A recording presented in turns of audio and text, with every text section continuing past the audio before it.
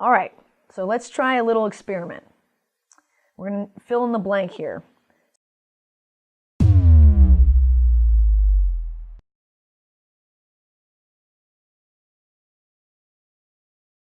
Up, left, good,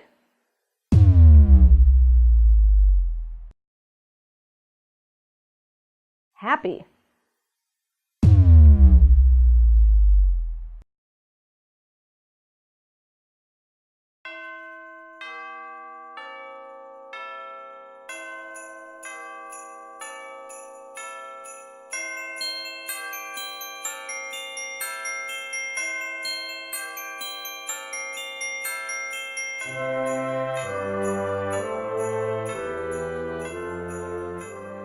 well, as we can just tell from the experiment that we did, just conjuring up the thoughts about being happy can just automatically make us start thinking of sad things. So it's kind of the way we as humans learn.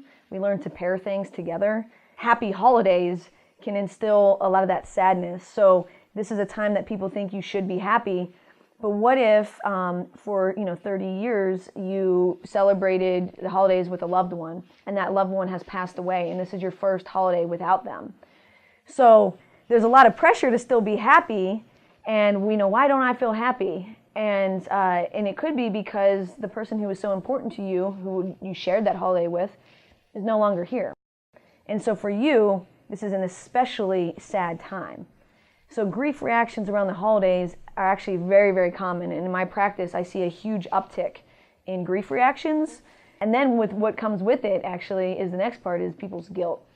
So why am I not more happy? And I don't want to be around all my family members if I'm going to bring everybody down.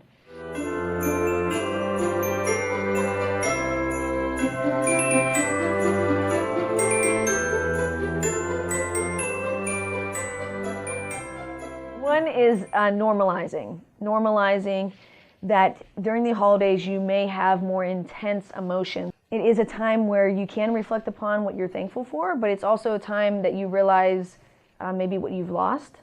So it's completely normal, and it makes sense that some people are going to feel that grief a little bit more.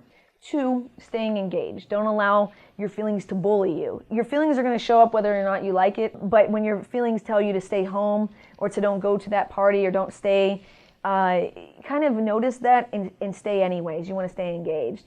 The third one is outreach, so volunteering or just kind of going out of your way to make somebody else's time more special, especially if you feel like you're getting really wrapped up into yourself. One of the most simple things you can do is be more active. So if you are spending time with family, think of ways of being a little bit more active. Maybe it's going on a walk. And little things like if you want your house to look perfectly clean for guests to come over, treat your cleaning like it's a workout. There's something about when we actually go into an activity thinking it's a workout, you'll push yourself just a little bit harder. And then be aware and plan as much as possible. If you tend to like to have a few cocktails, you may want to go into it beforehand of how many you want to have for that night. If you're going to have 2, then you're going to want to keep track of how much you're consuming.